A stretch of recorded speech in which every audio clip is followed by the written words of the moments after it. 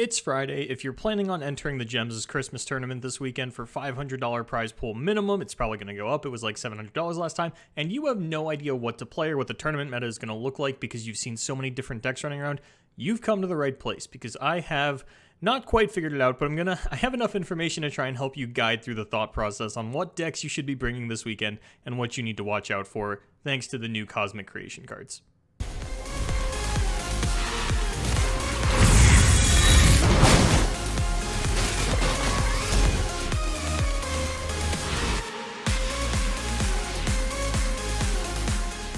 So first I wanted to bring up what we had at the end of last format. These are the numbers from the North American Top 32 Seasonal Tournament. These were the only ones that I could actually get the numbers on. These are not what the players decided to play in the Top 32. This is what they used to qualify for the Top 32. So we take the top 5 here. Gohard, Feel the Rush, Shen, Fiora, Draven, Ezreal, and Vimer. And honestly, I'm going to throw in Mist Wraiths as well because with Gohard being number 1, Mist Wraiths should still be very popular. And Wraiths was a pretty popular pick in a lot of the other countries. I know in the Asian server, it was in a lot of the lineups. And I wanted to focus on sort of these 6 decks going into this weekend. Everything below that 5 threshold is some off-kilter stuff. Frostbite and Anivia, I really thought were going to have a little bit more of a place in the meta, but they didn't. So we're not going to focus on them too much. But these 6 are the ones that I want to look at as sort of our pillars of the previous meta. The things that sort of shape what you should be trying to pick on and decks that you cannot afford to lose to in a lineup.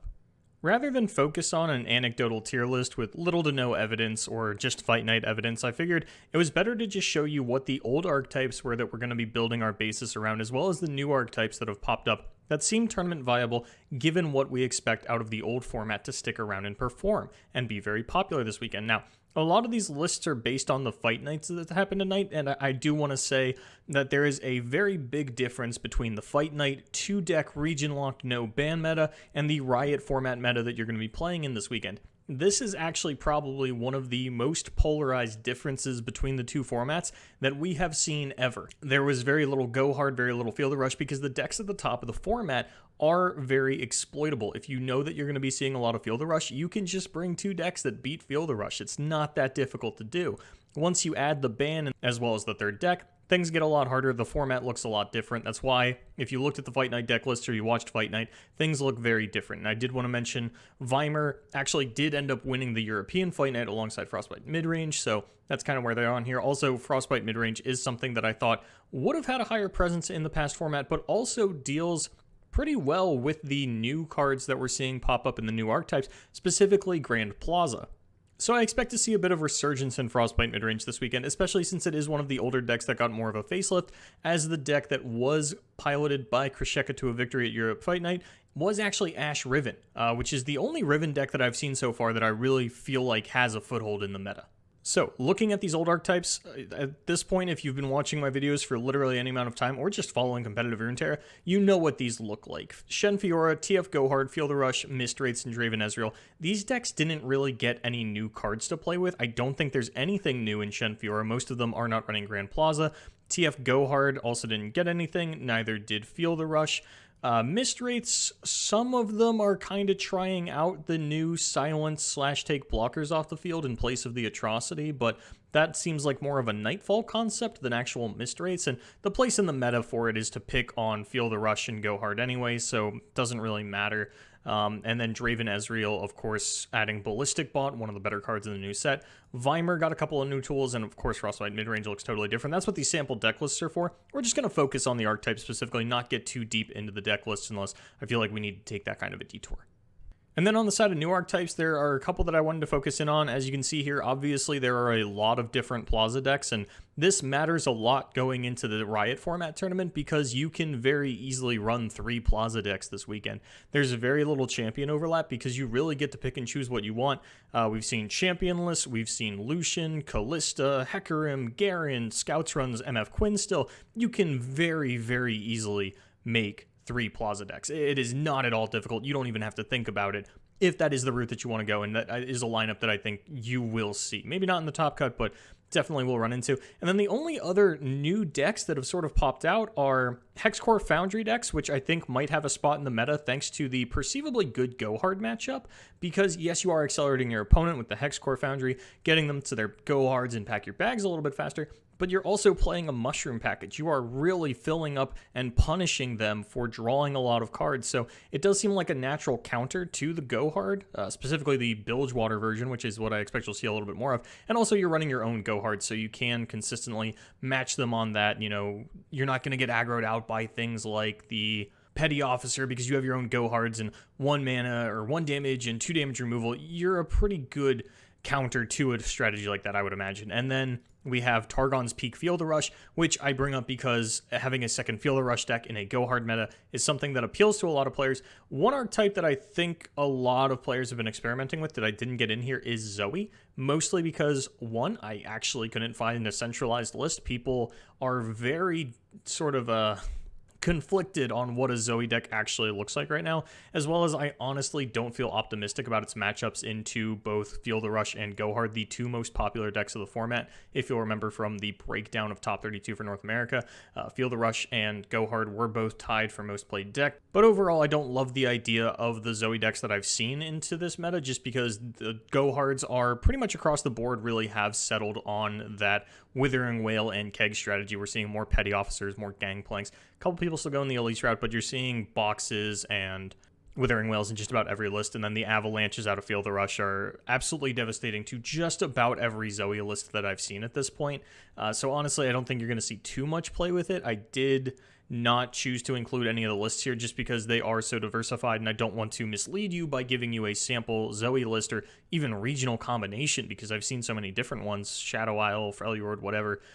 We did see an Eclipse list that Kuvira ran at Fight Night that just ran Zoe Diana rather than Leona, but that didn't really feel like a Zoe deck, and honestly, I don't really have a good thumbprint on it. I'm not going to lie, Dex Runeterra and Mobalytics have really dropped the ball in terms of uploading new lists, and I don't know if that's the website or the community or what's going on, but if you go to the homepage of Dex Runeterra, you're staring at lists that are like 10 days old, and we had a set drop 2 days ago. Like, you know, where's the new stuff? But that really just means I have a lack of information for you. So what we're going to look at here is sort of what are we expecting to see this weekend. And I think that TF Go Hard, Shen Fiora, Field of Rush, still going to be the big players. Draven Ezreal feels a little bit better just because it got some new tools, but that could be a bit of a bait. I think that these are still going to be the three major powerhouses. And then it does come down to, where does Plaza fit into this? Because Plaza feels like it has a pretty good matchup against all of these. Scouts was the natural predator of Field of Rush when that was one of the scarier decks in the format. Scouts might honestly find its place as one of, if not the most popular decks this weekend. The reason that you're not seeing it in Fight Night is because Fight Night's a very counter meta, and people aren't really bringing the exploitable decks like Field of Rush and Go Hard as often. So in a 3-deck format, I definitely think you're going to see a lot more Scouts. And honestly, just any of the Plaza decks in general feel like they do pretty well against these. Yes, Demacia is still going to struggle if it gets its board wiped by Pack Your Bags, but I don't know if you're actually going to live that long against the Scouts specifically. And then we've seen the Shadow Isle versions perfectly content to run Undyings and not have to worry about that as much. Of course, you get to aggro out the Field of Rush. Shen Fiora, probably not even that much of an issue for you. You can go ahead and throw your attacks at the Shens and the River Shapers or whatever. You have the tools to deal with all of these. Just, Grizzled Ranger on top of that does mean that it is a big mana commitment to actually protect a Fiora, because Riposte will protect you from the Grizzled Ranger, but it won't protect you from the Badger Bear. Plaza should be the boogeyman card of the weekend, I would assume. Now, how many Plaza decks are you going to see in a lineup? What's going to be most popular? I would imagine Scout's going to be most popular. I don't know if you're going to really see that many double Plaza lineups, and but it's hard to say because the Targon Plaza decks actually look really nice. Those are kind of what I was screwing around with day one. If you would talk to me or watch my previous video, yeah, I've been screwing around with Targon Plaza. I was playing like mono Targon with Plaza, Mountain Scryer and all that. A lot of these players are going the more Demacia heavy approach, still putting in single combat, Concerted Strike, Radiant Guardian, a very popular choice. Even Lux starting to make a comeback, which honestly, a 5/6 with Challenger Barrier is a really good tempo swing, on top of the fact that you get to start throwing down the spells and getting the Lux lasers, and it plays a little bit better into Plaza decks. And I really liked the Targon version specifically because you get divergent paths, you get to, find your own Plazas faster, you get to kill your opponent's Plazas, so maybe this is the best anti-Plaza list, and of course the Leona doing a lot of work against these decks that really want to go into developmental attacks rather than open attacks, really take advantage of the Plaza that they have down. So if you are expecting a lot of Plaza decks, I think that Targon Demacia is going to be one of the decks that you want to be running. Now, let's say that Triple Plaza is the lineup that you want to pick on, or even Go Hard. I mean, double Feel the Rush Shen Fiora should actually do pretty well into either Triple Plaza or a Go Hard lineup, because the Targon version of Plaza is slower than the other ones. It's not really an aggro deck, it's more of a mid-range deck. It still plays the Daybreak package, it can even play Lux or Aurelion Soul. The Plaza's just sort of there for a little bit of additional value. They're not really trying to aggro you out like these other versions are. I think the Noxus might even be one of the most aggressive, but it's only a one of Katarina, at least in the list that we saw, so Scout's probably the most aggressive. Let's say you ban that one. You're left with, sure, we'll say Targon and Shadow Isle Plaza decks. Targon's Peak Freljord actually works out pretty well in a meta like that. Yeah, there is a little bit of a concern that they could hit their Aurelion Soul, but you know, you do have your own Feel the Rush and Aurelion Soul, and for the most part, you should be able to take much more advantage of your Targon's Peak than your opponent does, and being able to Feel the Rush out an Aurelion Soul and another champion, that's sort of the question mark, is what other champion, because Trundle does have overlap with the Shadow Isle version. I think you want Trundle in the Shadow Isle deck because it needs to bridge that gap of the mid game a little bit better. Your ideal turn 5 in Targon is going to be that Targon's Peak, and then you're just, you know, you're putting out 10 and 12 drop cards for the rest of the game. You don't really need Trundle for that, right? Maybe this is the one where you go Sejuani or Braum, something to help you just be able to control the board a little bit better, still have that big damage push, something that's hard to deal with, you know, helps against Go Hard. I think that if you're going to cut Trundle out of one, it's probably going to be the Targon version. But yeah, I think that Go Hard and Plaza decks really don't take great advantage of Peak, and if you are looking to go double Feel the Rush, this is going to be that ideal second Feel the Rush deck. Now, you're going to have to understand how to play ramp mirrors a little bit. You know, don't throw down your Peak right away in the mirror. You don't want to give your opponent those 0 mana cards, but I think that it is a realistic option to go double Feel the Rush Shen Fiora to pick on either Go Hard or Triple Plaza. It's not the lineup I would go for this weekend, just because I have very little experience on the Targon side of things, and honestly, I couldn't even find a deck list for it. I've heard people talking about it, I've seen it on Ladder, but nobody actually has a posted deck list for it on any of the websites that I frequent. And of course, you can stick with an old lineup. You know, you could go Triple Ionia. Maybe you think that Lee Sin, Shen Fiora, and Feel the Mina is the way to go. I think it's a little bit risky to run Feel the Mina, just because Feel the Rush doesn't feel like the most prominent deck. Even Go Hard might not be the most prominent deck. You do really open yourself up to the potential of getting blown out by a Triple Plaza lineup. So I don't think Triple Ionia is as recommended as it would have been in the previous meta specifically.